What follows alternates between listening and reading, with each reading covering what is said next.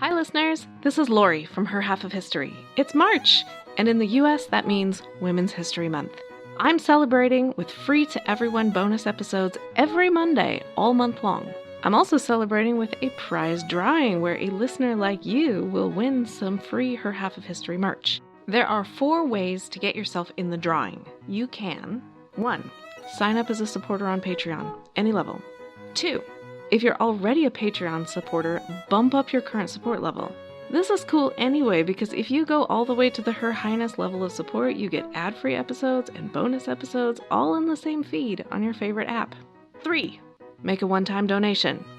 Links to do any of those first 3 options are available on the website, herhalfofhistory.com, and also in the show notes of this episode. The 4th way to get in the drawing is give me a rating or review in your favorite podcast app. This last option doesn't send me any way to contact you, so to get in the drawing, you'll also have to email me a screenshot of it at herhalfofhistory@gmail.com. No matter which option you choose, you'll have my undying gratitude for your support. It really does make a difference as I tell the stories of women in history. Welcome to Her Half of History. My name is Lori. The current series is Comfort for a Discouraged Housewife, and this is episode 7.6, Waste Not, a History of Your Trash. Some household chores are more or less a thing of the past. I don't think I know anyone who churns butter or darns socks, but some household tasks have developed over time, and taking out the trash is one of those. Many historical women would not even have understood what that meant exactly. That's because one woman's trash is another woman's treasure, and historically most women were on the treasure side of that equation. I learned from the World Bank Group that because I live in North America, I generate 2.21 kilograms of waste per day, the highest in the world, which is not an honor.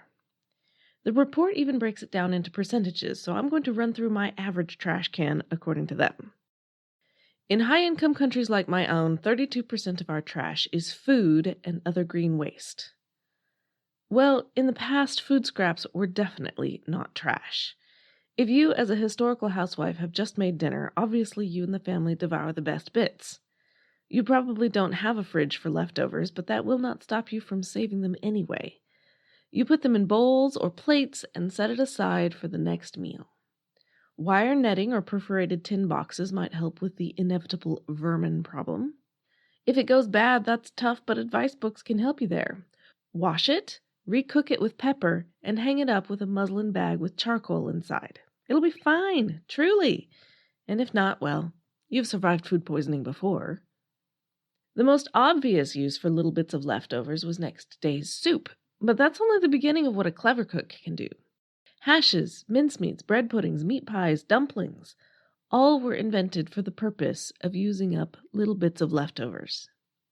If you're the kind of housewife who has servants, you can feed the servants with leftovers too. Indeed, they may help themselves anyway, and that may or may not be considered stealing depending on the particular servitude arrangement. And there may also be someone begging at the back door for whatever you've got. Eventually, you will be getting down to the bones and the gristle and the drippings, but do not imagine for a moment that those are trash. All of that is going to be pressed for grease, which you will keep in a container in the kitchen. That's partly for future cooking, but also for making soap and candles. However much grease you have, it's probably not enough. Anything not useful for grease you will toss out the window because that's where the livestock will come to eat it. A swill bucket by the kitchen door was pretty standard in many parts of the world. If you are more concerned about heat than you are about livestock, you can burn it, and any bones remaining can be carved into tool handles or ground into fertilizer. At no point is any of it trash. In fact, you probably have more urgent uses for leftovers than you have leftovers. The next biggest category in my hypothetical trash can and recycling bin is paper and cardboard at 25%. Many a historical woman never saw a piece of paper in her life, but if she did, she didn't throw it away. Paper could be reused. 19th century letter writers often wrote small with no margins. When the page was full, they flipped it 90 degrees and filled it again. I'll put a picture on the website. It's hard to read, but not impossible. Even advertisements could be prized. When isolated rural women received the first mail-order catalogs they had ever seen, they thought the pictures were so beautiful they hung them on the wall as artwork. If you do have waste paper, it makes great kindling for your fire, and if by some chance it gets tossed out, well, pigs will eat paper too. 13% of our trash is plastic, which didn't exist for most of history. It was invented in 1863 in England, but not invasive until the 20th century. 6% is metal, which was always worth keeping because it could be melted down and made into something new. Those who worked in tin or lead were often even paid in old bits of tin or lead from tools no longer usable. 5% is glass. Historical women refilled and reused glass containers until they were broken. Glass is fully recyclable. Just melt it down and reuse. 4% is rubber, again reusable, and also, again, not available to most historical women, since it only grew in certain areas of the world. 4% is wood, eminently burnable. You'll use it for heat or cooking. The remaining 11% is labeled other. I don't really know what your 11% would entail, but here are some things historical women might have had. Wood ashes, except you can turn those into soap. Coal ashes, except those can be fertilizer or scattered on icy walks, or really packed down to keep out the weeds. Broken crockery. Women did actually throw these out, and I'll talk about that in a bit, but they didn't jump straight to throwing it out. First, they tried to fix it. Catherine Beecher informs us that broken earthenware should be tied up and boiled in milk.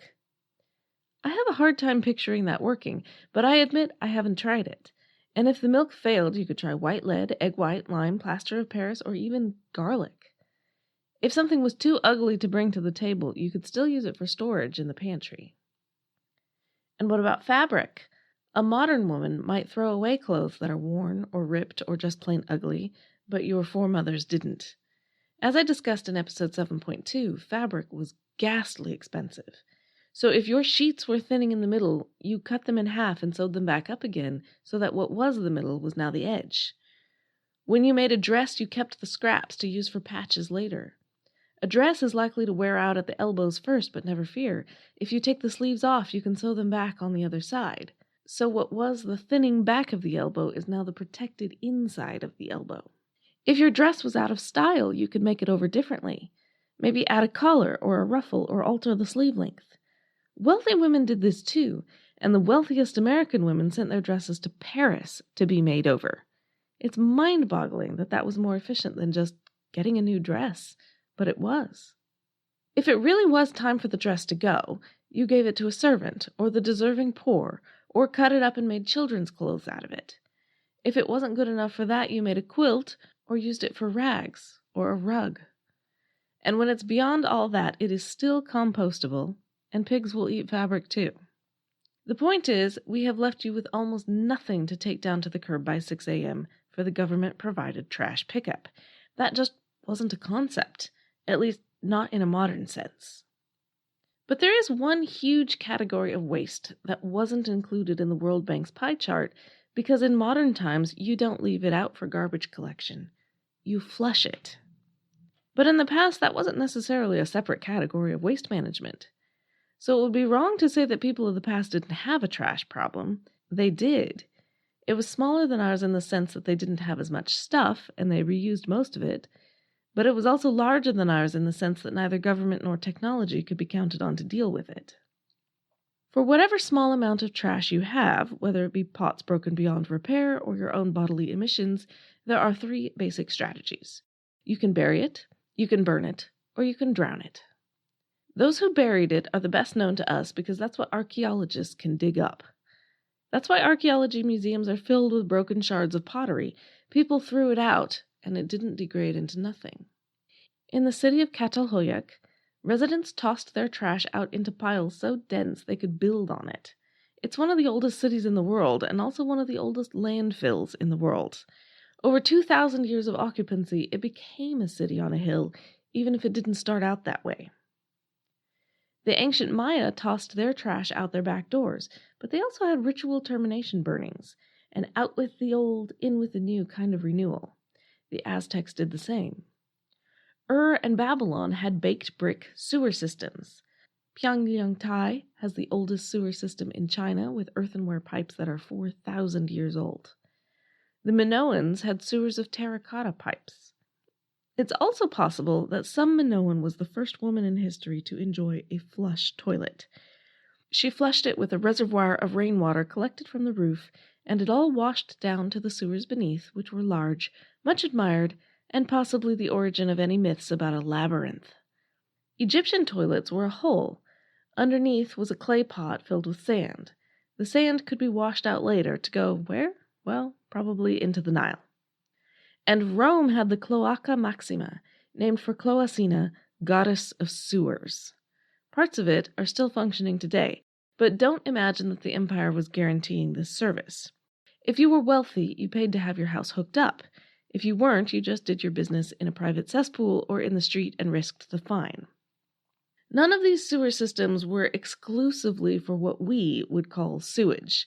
They were largely storm drains for rain runoff, and any kind of liquid or not-so-liquid waste might get tossed in.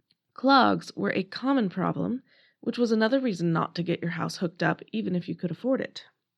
But Rome at least did have a plan for the other kind of waste. To this day, Rome has a large hill called Monte Testaccio. It is not a natural hill at all, but a carefully terraced and managed mountain of millions of broken amphorae from the classical period.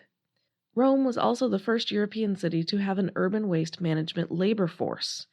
You deposited your trash with them and they took it out of the city. And if you, as a housewife, did anything so unneighborly as to dump it on the street, you could be fined. Elsewhere in the empire, though, things weren't so nice. The streets of Pompeii have raised stepping stones. Why?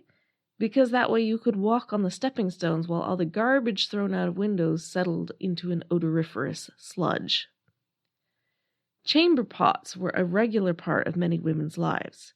Though it consumed far less time than laundry or cooking, Catherine Beecher admitted it was the most disagreeable item in domestic labor, and also that it was responsible for the disagreeable and unhealthful effluvium, which is almost inevitable in all family residences. What to do with the contents was rarely a question. As one writer put it, an open window provided an obvious and rarely resisted temptation. There it could join the refuse deposited directly there by women as well as men.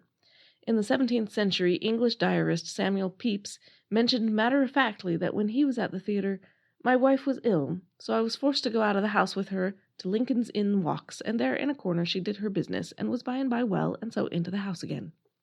And lots of cities dumped all waste of any kind in the river, lake, or ocean.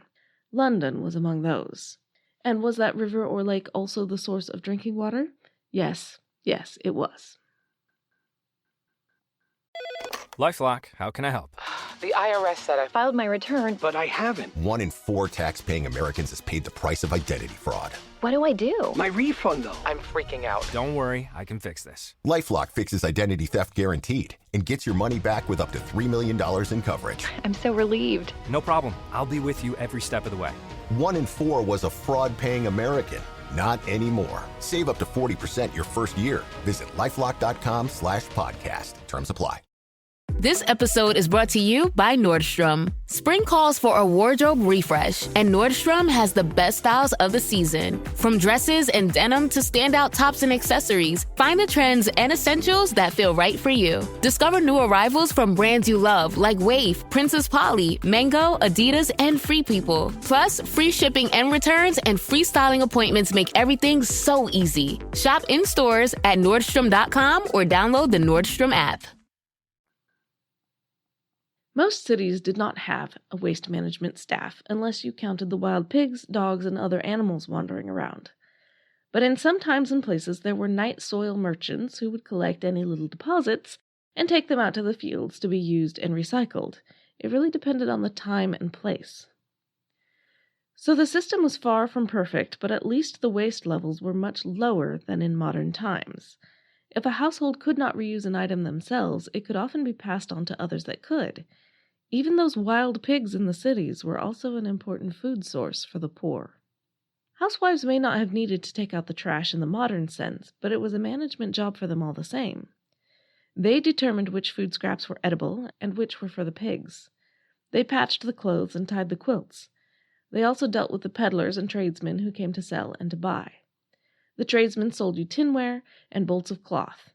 You could pay them in cash, but also in rags and bones, which they in turn sold to the paper mills, and in bottles, which they sold back to the companies who refilled them and sold them again. This was such a regular thing that Louisa May Alcott was able to have her character Amy sigh, "It won't be my turn to have the rag money for a month." They sold rags to the peddlers every week, and the proceeds were pocket change for the girls of the family. The whole business was two-way.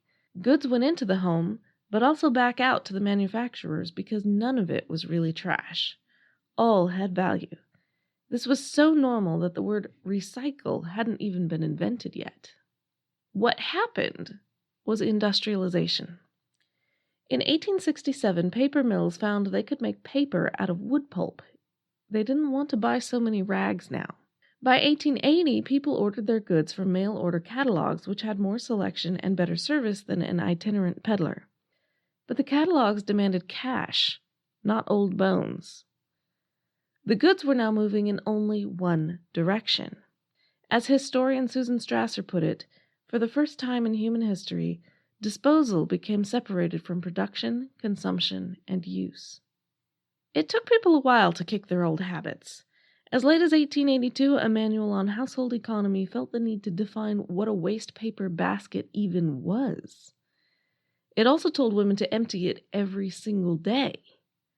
The French word for trash can is la poubelle, named for Eugène Poubelle, prefect of Paris, who in 1884 insisted that Parisian households must have 3 bins, one for compost, one for paper and cloth, one for crockery and shells. The public, by the way, was outraged. Old habits die hard, even when the new ones are obviously needed. The more goods were available, the more people bought, and the more they threw away. In the 19th century, household advice manuals taught women how to avoid wasting things. But by the early 20th century, they were telling you how to avoid wasting time, which is an entirely different mindset. Why mend the hole in that skirt? Just toss it out and buy a new one. Also, women had lost many of the necessary skills. If you cooked and sewed from scratch, you knew how to reuse leftovers or stitch up a tear. Increasingly, women did not know how. Reuse was less and less feasible. American cities discovered their garbage problem in the 1880s and rose to the challenge before more or less falling on their faces. Rich people already paid to have their trash removed, and they didn't want to pay taxes to remove everyone else's trash. Poor people ate out of that trash, thank you very much, and they didn't want it removed either. But cities were getting ever more populated, and scientists were getting ever closer to understanding the causes of diseases. Women's clubs like the New York Ladies Health Protective Association and Atlanta's African American Neighborhood Union squared their shoulders and began campaigning. "To keep the world clean, this is one great task for women," one activist wrote. "She must work on some way with the whole community to see that good methods are used in street sweeping, disposal of sewage, food waste, and all the rubbish that is thrown in the scrap heap." It is not coincidental that it is also at this point that cities banished the wild pigs, which may have eaten some of the garbage, but also contributed to the garbage. By the early 20th century, most American cities had some kind of municipal trash pickup, though the composition varied greatly. In Savannah in 1915, 20% of all collected waste was watermelon rind. In Chicago in 1912, authorities removed 10,000 horse carcasses. Europe was pioneering incinerators, reduction, and sanitary landfills, most of which eventually made it across the pond. Also, by this point, your own bodily wastes were a separate category, handled differently, which is why I'm dropping them out of the story. While sanitation is great and all, there were many women for whom all of this was a disaster. The poorest of the poor had once made a living sorting through the trash and accepting leftovers at people's back doors. "It is a great pity if our stomachs must suffer to save the noses of the rich," one said. If you happened to feel bad about dumping perfectly good things just because they went out of style, this period provided an answer to that too. Charity shops like Salvation Army, Goodwill, St. Vincent de Paul all got their start in this time period. So no guilt whatsoever about your new consumerist habits because you were really helping other people. Until World War I put a dent in things. In the U.S., trash decreased by 10%, but we got off that war lightly. Over in Germany, women had a new rallying cry, Schaffet Werte aus dem Nicht, which translates to create value out of nothing. What this meant was to recycle and reuse everything possible so as to save resources for the war. It was the woman's way of fighting on the home front, since they weren't allowed in combat. Consumerism bounced back when the war was over and frugality swung back around for World War II, this time in many places and on all sides of the war. Women were advised to save waste fats and donate them for making explosives. In the U.S., posters appeared with catchy slogans like, "Stop the Japs with scrap," and "Hit Hitler with junk." Brigades of women were formally organized to collect the goods. Utah was first to organize and last to disband because the structure of the Mormon Church meant women were already organized down to the neighborhood level. But overall, not many enemies were destroyed by these drives. Campaign all you want, but housewives were often reluctant to part with their scraps, fats, and tin pans because times were scarce. When you can't replace anything, the old stuff starts to look pretty useful after all. By the end of the war, pent-up demand for consumerism was at a bursting point. There simply was more to buy. At least in the U.S., there was more money to buy it with, and increasingly, it came wrapped in plastic. Women who had grown up in a different era needed teaching on how to be wasteful. So Reynolds Wrap, a blend of plastic wrap, came with an instruction manual of 1001 ways to use it. Better Homes and Gardens ran articles on how to use paper towels. Good Housekeeping gushed about the new frozen foods because it meant you didn't have to throw anything away. What they meant by that was that corn cobs, pea pods, and many bones were already moved before it entered your house. They failed to notice that women were certainly throwing the package away. The package was so unnoticeable it didn't even count. By the 1950s, first world countries were utterly oblivious to trash. You took it out to the curb once a week and it vanished. No questions asked. By the 1960s, hippies had questions. After all, that trash is going somewhere, often not somewhere good, and shabby started to look chic. Of particular interest were drink bottles. Coca-Cola and Pepsi originally sold glass bottles with a deposit. When you brought the bottle back to the store, they gave you 1 or 2 cents and shipped the bottle back to the company who refilled it and sold it again. They had a 96% return rate, and some bottles were sold as many as 50 times. But the return system meant they needed lots of local bottling stations. If they got rid of returns, the companies could ship further and in only one direction, which consolidated costs. Which they did, with huge profits and a correspondingly huge rise in litter. When people complained, the drink companies lobbied for municipal recycling, which was a win-win because it made people think they cared about the planet when really they were just getting government to pay for recycling that they used to organize themselves. Many women balked at recycling because they now had to sort the trash into multiple bins. It had been only a few decades since women had sorted different kinds of waste as a matter of course, but we had forgotten, and it seemed like a hassle. We now live in a world where we throw away 2.01 billion tons of trash every year, and the number is projected to grow substantially. A large percentage of that is of material that will not biodegrade. If archaeologists often are digging up the trash heaps of the past, then archaeologists of the future will have no shortage of material about our era. My major source for today is Susan Strasser's Waste and Want. Please follow me on Twitter at @her_half or on Facebook at Her Half of History. The website has trashy pictures, by which I mean pictures of trash, and this transcript at herhalfofhistory.com. Next week, I'll tackle the housewife topic I've been avoiding: cooking dinner. Thanks.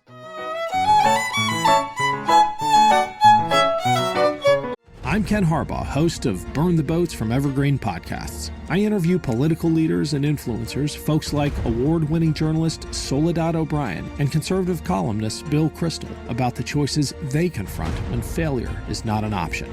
I won't agree with everyone I talk to, but I respect anyone who believes in something enough to risk everything for it. Because history belongs to those willing to burn the boats. Episodes are out every other week wherever you get your podcasts.